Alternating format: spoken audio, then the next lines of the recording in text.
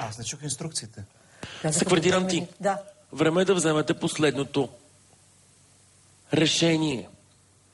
Ние Ти ли ще бъдеш добрата фея? Решихме, тъй като се колебаем, така ли, че трябва да разделим двете помещения и решихме да ги шарим. Един тук, един там. Един мъж там, един тук. Това няма как да се случи, Big Brother очаква от вас и ясни аргументи. Защо? Всеки един от вашите съквартиранти. Мога ли аз да дам ясните аргументи? Кажи го, да. Big Brother те слуша, Евгений. Смятам, че Месечков дава твърде висока заявка да бъде хайлайф, твърде висока заявка да бъде...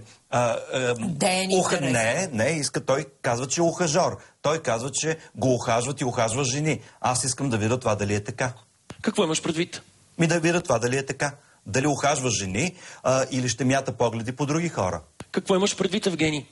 Ами имам предвид дали пък няма да почне да гледа към мен, докато спа. Към Мирчо Спасов. Към Мирчо Спасов. Нека да го изпробваме, бе. Нека да видим Наско Месечков пък за какво точно става въпрос. Освен това искам да го отуча да казва уа. Ало мило. Моля па да говори млад човек на уа. Big Brother е абсолютно убеден, че във визитката на Наско чу следното. Не съм съгласен. В VIP персони да се превръщат хора, които до вчера са били шофьори. Как ви се струва това? Не, аз не съм съгласна с това. Ма той не е казал ватмани. Не. Хубаво, аз това не го чух. Аз просто имам тези основания. Вие питате Евгений Минчев. Big Brother е готов да чуе окончателното ви решение. Един момент, значи аз искам да кажа също така, че след той като танцор е великолепен, изключителен и мисля, че спокойно може да бъде при нас. В такъв случай, Big Brother, ви моли да поставите ключа в контейнера. Това е всичко за сега, Политбюро. Мерси. Ужас.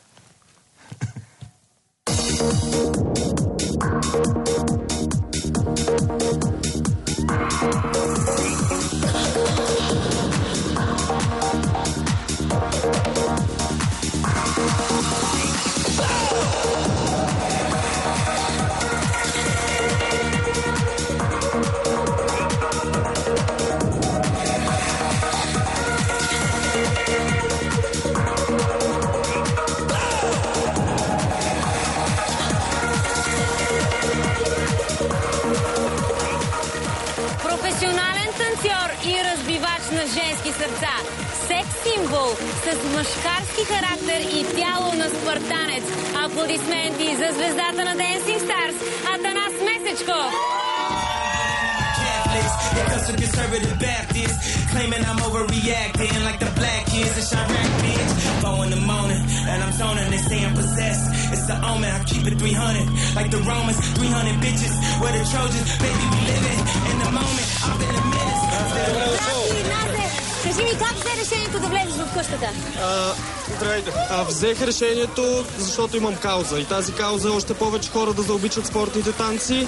И все пак това е едно огромно предизвикателство за мен. Чухме за твоята интуиция. Сега какво ти говори тя тази вечер? Като победител или като победен ще излезеш? Тази вечер ми говори, че ще има много хубави дами, които ще науча на танци.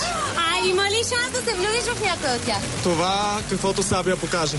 Добре, ще чакаме да видиш какво ще покаже Сабията. Стискаме ти палци. Благодаря ви. Мерси. Успех. Личният му рекорд е 8 часа танцуване без почивка.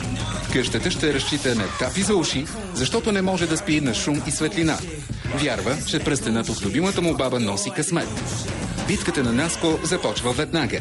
В къщата го очаква неговият пръв съперник в живота. Ще танцува ли Месечков в танца на победата? Камерите ще покажат.